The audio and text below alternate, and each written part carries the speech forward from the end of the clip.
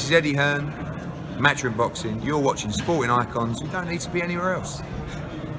Right, if you guys go over to Eddie Hearn's Twitter timeline, so yesterday afternoon, early evening, he was answering some questions from fans. Well, I say questions, some were just blatant accusations of Eddie Hearn sending his prize fighter into the ring, knowing that he was either physically or mentally not right. In other words, risking Anthony Joshua's life, all in the name of DAZN, money, or the undercard and saving the show, or because the fans already paid out a lot of money to travel, over 8,000 apparently, for Brits, Ireland and other parts around the world.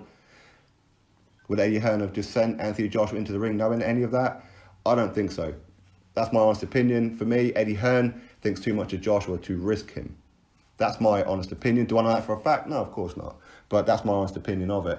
But there were questions such as, did Anthony Joshua have food poisoning? Was he having panic attack? Because his ring walk was delayed for a while. But apparently that turned out to be that it was a groin guard change. But people put down to panic attack. He got badly hurt in sparring. He got knocked out in sparring. People were throwing names at him like Dueco, Korobin, Ajit Kabiel. Ajit Kabiel was in camp with Anthony Joshua in the UK when he was training for big baby Jarrell Miller, not for Andy Ruiz in America, or at least to my knowledge, that is anyway. So either way, Eddie Hearn said no to any kind of sparring incidents, or the fact that he was unwell. He said that the concussion stories were fake news. I don't know if he was pointing to my video specifically, but since I did that video, there's been numerous reports out there saying that Anthony Joshua had concussion, saying that Sporting Icon said that Anthony Joshua had concussion. People online, on Twitter, on Instagram, on YouTube, all over the place, Sporting Icon said that Anthony Joshua had concussion. So just to clarify this, I never said he had concussion. Even the video title itself was a question. And the opening of my video was, I'm Sporting Icons, not Dr. Icons. I had a little bit of food for thought passed to me by Rob from It's Combat Radio here on YouTube. Go check him out. And I put 2 and 2 together and come up with 75. Okay, after I looked at concussion for boxers and the signs, the symptoms, the treatments and all that kind of thing. And a lot of it tallied up to what it was that I was seeing in the week leading up to the fight, and what I was seeing in the fight with his punch resistance being absolutely shoddy. The fact that he was breathing quite heavy after 1 round, after 2 rounds. He was breathing really, really badly. And obviously number 3, after going through hell in round number 3, just open up a duvet and put him in bed because he was done. We've never ever seen Anthony Joshua's punch resistance and stamina that bad that early on in a fight.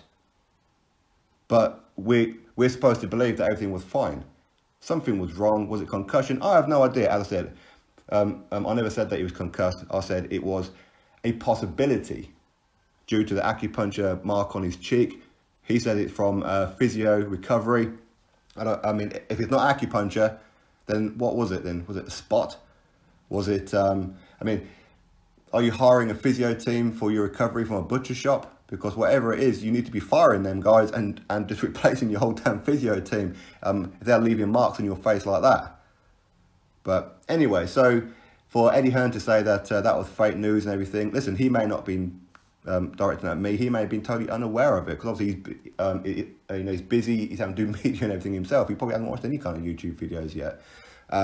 But if it is me, I would hope that Eddie Hearn, you will give me a call. You've got my number. Your dad's got my number, obviously, because your dad had a podcast with me a few weeks ago.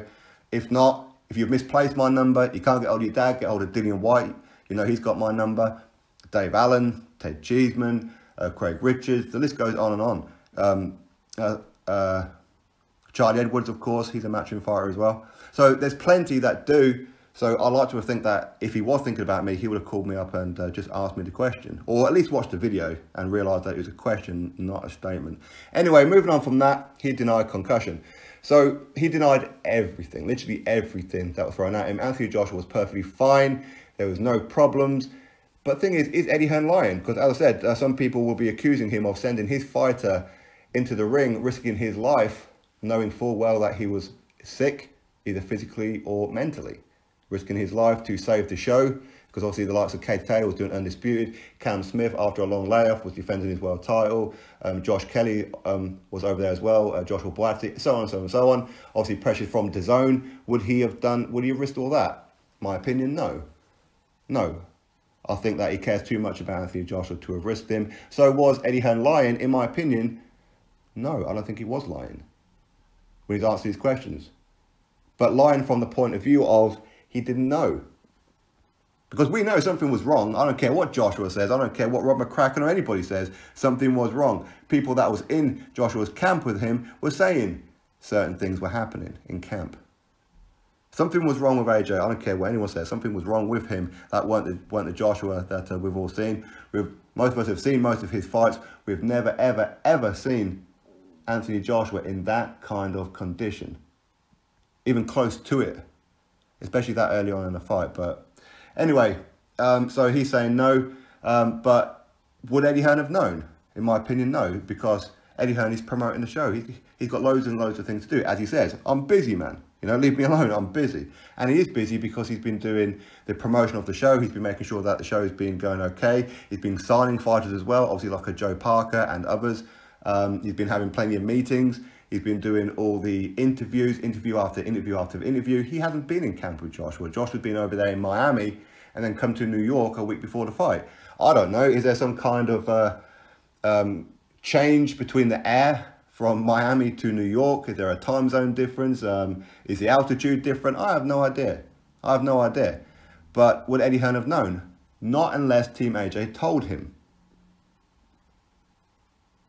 So from the point of view of that, I think he's probably telling the truth. But is it possible he was lying? Of course it's possible. But in my opinion, no. It's possible, in my opinion, it's more possible that AJ was lying to Eddie Hearn. Because Eddie Hearn would have noticed something was wrong with AJ. He would have noticed. If I'm noticing and you guys are noticing, you can sure as hell believe that Eddie Hearn noticed, and he would have asked AJ, is everything all right? What's going on? And if Anthony Joshua, it's more possible that he lied in the sense of, no, everything's fine, blah, blah. Why? Because he wanted to save the show. Not necessarily for his own financial money, because obviously we know that his American debut, DAZN were paying him, was it? Some were saying 32 million, some were saying 36 million. Either way, a serious amount of money. But he didn't need that money. He's already made a crap load of money. So he wouldn't have put his own life in jeopardy or risked that fight. Unless, of course, he was really, really overlooking Andy Ruiz Jr. But we do know that Joshua does care about the fans. And he wouldn't want people saying that, you know what, you're ducking Andy Ruiz, or we've spent out all this money, who's going to refund me, and blah, blah, blah, blah. So maybe he would have just went through with the fight thinking that he could handle the situation, but turned out that he couldn't. The other extreme ways that maybe both AJ and Eddie Hearn knew that there was a problem, but they are denying it. Another one, they don't want to take anything away from Andy Ruiz Jr., which is very, very big and very noble, and is a champion character from AJ to say, listen, I ain't going to make excuses. Andy Ruiz did his job. He was a better man of the night. But he did keep slipping out with, it's my fault. He said it numerous times. It's my fault. When he was asked a question, is there something wrong? He was like, no, everything's fine. Well, if everything was fine, well, then why are you going, and looking up at the ceiling for? Something was wrong. Of course it was. But as I said, the extreme reasons as to why they would have said no is because of British Boxing Board of Control. Now, I don't quite know the jurisdiction of the British Boxing Board of Control with British fighters fighting abroad. I don't know what kind of jurisdiction they have, but what we do know is that if the British Boxing Board of Control heard that he injured himself, any part of his body, whether it be in sparring, doing road work, whatever it was, then he wouldn't be allowed to compete for 28 days. If they heard that he had a concussion, then no sparring and certainly no fighting for 45 days. And after 45 days, the British Boxing Board of Control's own medical team would have assessed Anthony Joshua and then given him the green light or not. So 1 week before, hey, listen, if Anthony Joshua and Eddie Hearn knowingly went into the ring, knowing that he had a concussion, Eddie Hearn and Joshua would be in serious, serious trouble. There's a very good chance that Joshua could be suspended. There's that one. Extreme circumstance, of course. An even more extreme circumstance as well is if Eddie Hearn knew about it, he could potentially lose his promoter's license. Again, extreme scenarios there. But either way, they'll be in serious trouble. Their reputation will be tarnished because obviously they'll be printing about it. So all the fans would know that Eddie Hearn risked his fighter. Anthony Joshua would be, his reputation would be tarnished also because fighters were saying, well, we paid out our pay-per-view, we spent out all this money on travelling to support you, blah, blah, blah, knowing full well that you were going to get done. Because we want to see the best AJ, not a half-cocked version. So it's possible from that point of view that they were lying. However, go back to my original point, I don't believe that Eddie Hearn was lying. If anybody was, I think it's a team of AJ. Not because that he was being stupid, well, maybe he was being a bit stupid, but not from a horrible or selfish point of view. I think that he would have went through with a fight for other people, whether it be the fans, the fighters, whatever it may be. I think that way, Eddie Hearn, for me, unlikely. Listen, Eddie Hearn loves a pound note, right? But he don't love a pound note to risk his prize fighter, to risk his health. Potentially fatal, right? If he's got concussion. Because we've seen too many incidents with like Nick Blackwell, of course, and Scott Westgarth and plenty of others. So no, I don't think that Eddie Hearn would have risked his own fighter for that one. But anyway, as I said, go over to Eddie Hearn's Twitter timeline.